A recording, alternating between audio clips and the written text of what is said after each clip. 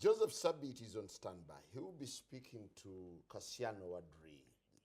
Rather, first to Honorable Chagulanyi Bobby Wine and to share his thoughts on the current split within FDC. Well, Joseph, I guess you've been following the conversation closely.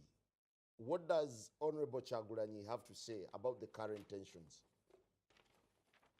Well, a very good morning to you, Simon, from the heart of Arua town. I have both Honorable Robert Chagulanyi Sentamu and the Honorable Kassiano Wadri. And let me start with the man who is a NEC member of the FDC. A very important conversation in studio that you sat at Najana Nkumbi, together with the party leadership, agreed that a flag bearer of a party would serve for 5 years. And here you are, bulldozing a young man. Let's start from there. First of all, I don't know from which source, Joseph, you have heard that from. I wish I had known I would have come here with a copy of the constitution of the party. There is no document whatsoever in the party that I founded, which is placed that a member remains a flag bearer for 5 years. The only two instances where on humanitarian grounds and on the strength of the fact that the candidates have successfully pursued a litigation case is that of the Honorable Paul Mwiru in Jinja Municipality East. Because the Honorable Paul Mwiru did go to court, both in the High Court and the Court of Appeal, and he spent time and resources and he won the case. And we agreed that it is only fair that a member who has pursued a case of that nature be allowed to be given the flag. Number two, the other instance was in Rukungiri with the Honorable Muzanira, who also equally pursued a case of that nature and was able to go through with it.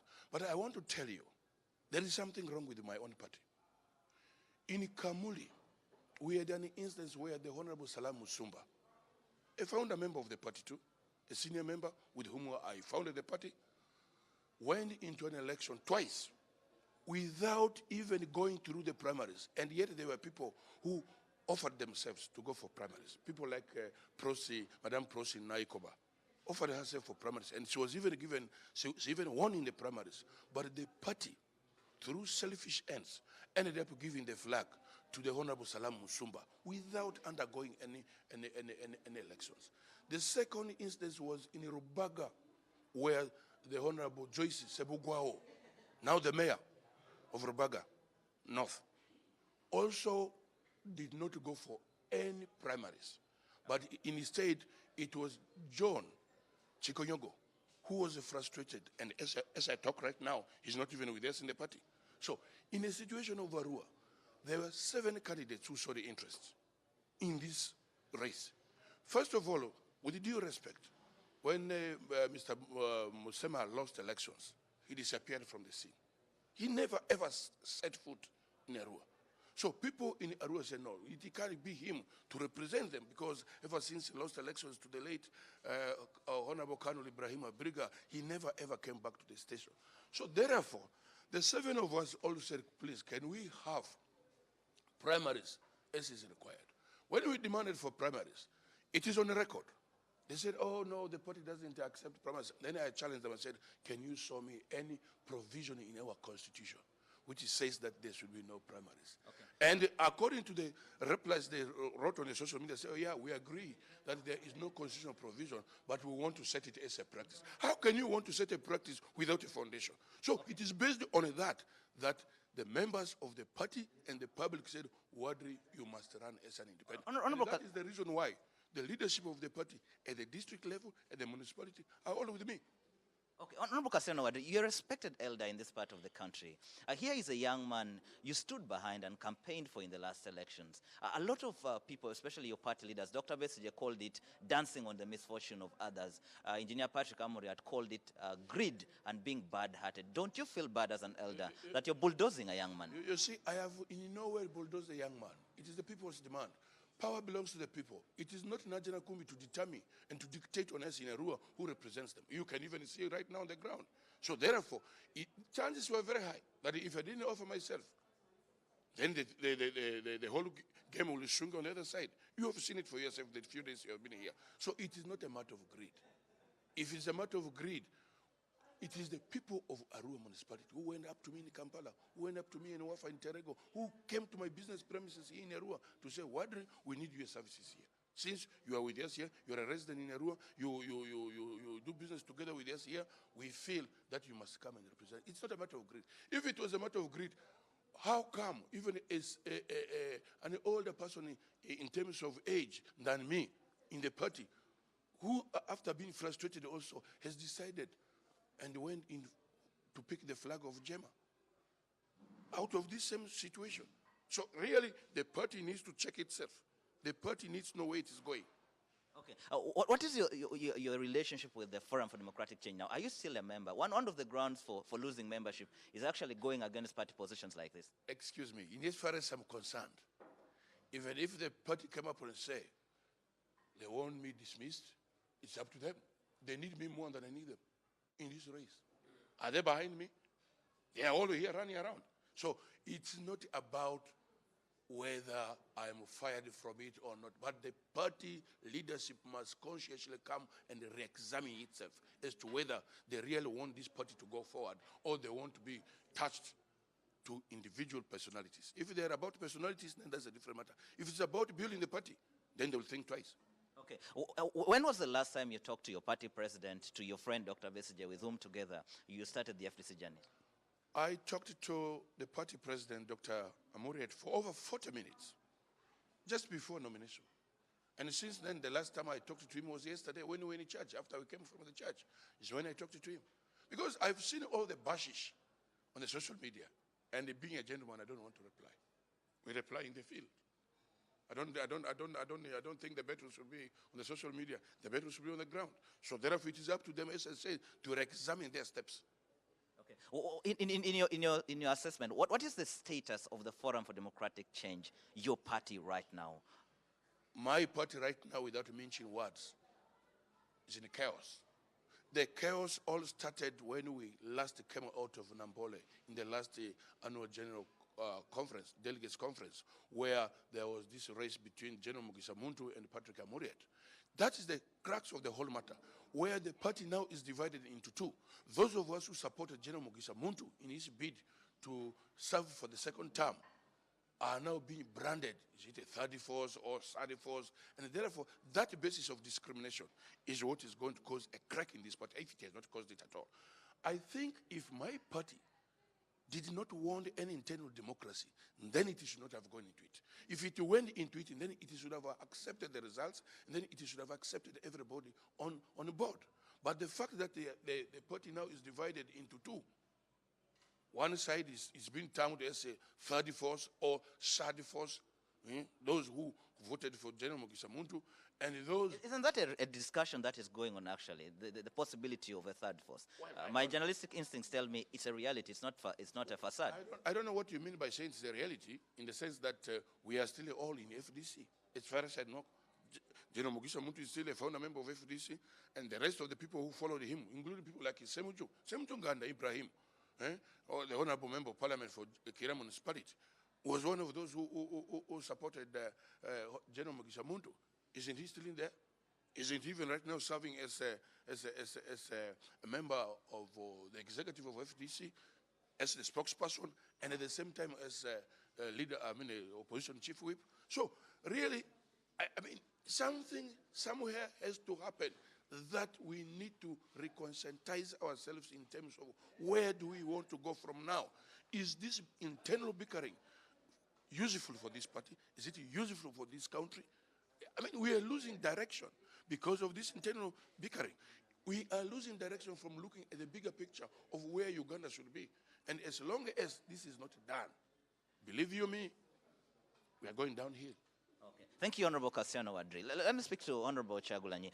A lot of you have come in the picture in this FDC debate, and many of you are looking. Many are saying you are the G-nuts in this Katogo. What is your take about this whole discussion in the FDC? Do you think you have played a part in the discussion going on about the formation of a third force and the breakup of the Forum for Democratic Change? Well, I will not discuss matters of the FDC because I'm not FDC.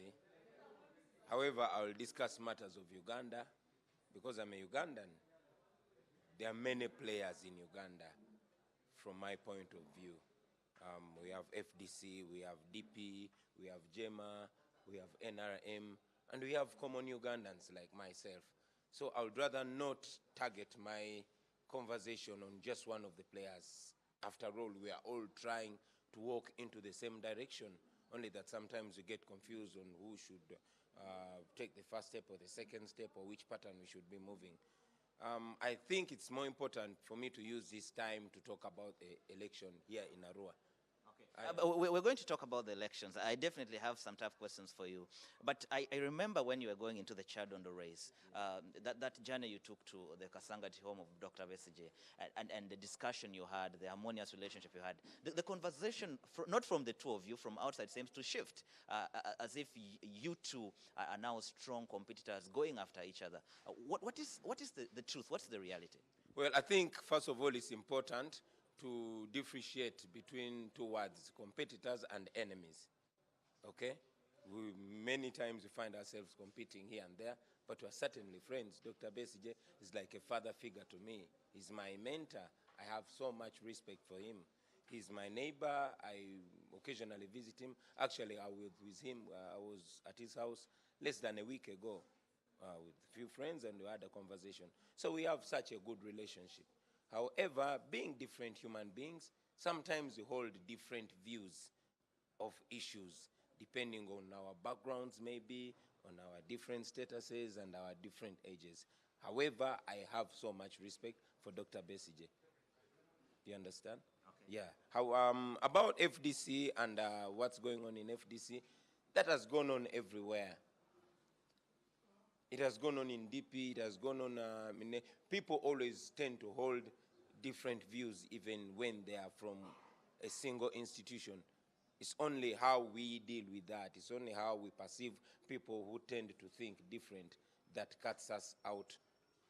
Okay. Yeah. Honorable Chagulanyi, before I go to the Honorable Cassiano for my final question, you are the agent of a youth-led change. If I quote you right, you've made that statement on record. Definitely, our friend, the Honorable Cassiano, is not a young man. How do you think the young people are looking at you, standing right beside him and backing him in this election? First and foremost, I must say that I came into this Arua election after thinking so hard for very many days. So many questions came up. However, looking at a bigger picture, we saw that we, as a people of Uganda, are on a mission to free ourselves from a dictatorship. Now, I noted it right from the beginning that for us to achieve that, it will not only take one political party or one politician, it will not take only one tribe, and it will not take only one religion. However, this election in Arua further teaches us that it will not take only one generation, that it has to be a massive unification of people from different political parties, the NRM inclusive, different tribes, different religions, and yes, different generations. As we seek to take on the leadership as young people, it is important that we also tap into the wisdom and guidance of elders like Cassiano Wadri, especially elders that have cut themselves out as utterly incorruptible. These are the people that our oppressor fears most. It is important that we tap into that so that we move ahead. We as young people with our new views, tapping into the experience and knowledge of the elders, that is how we think we should move, push society ahead. And it's even evident, we're not only looking at it from the leader's point of view. When you look at the young people supporting Cassiano Wadri in Arua, you see the connection of generations. And I must also note that while we acknowledge credible leaders, credible elders like Cassiano Wadri, we must also note that there are elders of his generation that have sold our people to the dictatorship. And yes, while we have patriotic young leaders and young people like myself, we also have young people that are continuously being used to blindfold fellow young people. So this is not a clash. Much as it's, just as it's not a clash of political parties, it is not a clash of generations. It is a unification of generations. Okay. Thank you very much. Finally, the Honorable Cassiano Wadri, for many years, an FDC stalwart here, a lot of the young people in West Nile, maybe including myself, looked at you as a mentor, the person who should have set the stage for the next generation. Dr. Besige yesterday, speaking in Vara, again said, it is time for the youth to take over. In your heart of hearts, doesn't this bother you that you're still in this? But you see, if Dr. Besige thinks that the youth will take over, between him and I, who is older anyway, so he should have also already quit the political scene. If it's about age, I think he was just shooting himself in his own feet. He is much older than me, then he should have lived by example, by quitting, and probably leaving it to my contemporary and age mate, General Mugisha Muntu. Since he has not quit, he should not have brought that as an example. Number two, I think I've done all my best in as far as West Nile politics is concerned.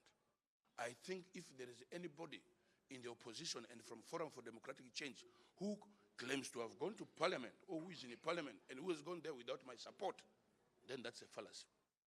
I, for example, in Arua Municipality, campaigned for the Honorable Hussein Akbar Godi, who unfortunately right now is in prison. I campaigned for him myself. I campaigned for Madame Atako Amina, who was the flag bearer thereafter. I even campaigned for this gentleman, Bruce Musema, with whom I'm now contesting in this exam. This election. So therefore, for anybody to think that I've not groomed people, I have groomed people who are not even speakers. Like the speaker of Arua district is one of those whom I groomed. There is the former person, the former candidate of LUC5 Arua, Saka Wilfred, whom I groomed right from LUC representative up to contesting for the chair. There are many. So really for somebody to imagine that I have been selfish and have not done much for this, well, let them try. Penetrating to West Nile without me, they will be asked questions. Thank you very much. Thank you, Honorable Cassiano Wadri. Thank you, Honorable Robert Chagulanyi Sentamu. The last rally today, it's going to be a showdown. These people beside me will be going another direction. The other people who are also putting on red, Dr. Besige, Engineer Amriat and friends, will be going another direction. They will be again facing off with people in the yellow camp who are going another direction. Then we have an independent candidate, Robert Ejiku, who is also in the race. Yes, we really have to go. Time is up. Yeah, we have to go. I just wanted to note that it's not the first time we are supporting an elder. We supported one, Betty Muzanira in Ukonjiri, because she was the most credible candidate, just like he's the most credible candidate. Let's go. All right, the young people, you will ask him about the youth things. I have to go. I need to get back to Simon Kagwanjala to continue with the topical discussion. Simon. Very interesting. Thank you very much for that interview, and I guess it reveals a lot.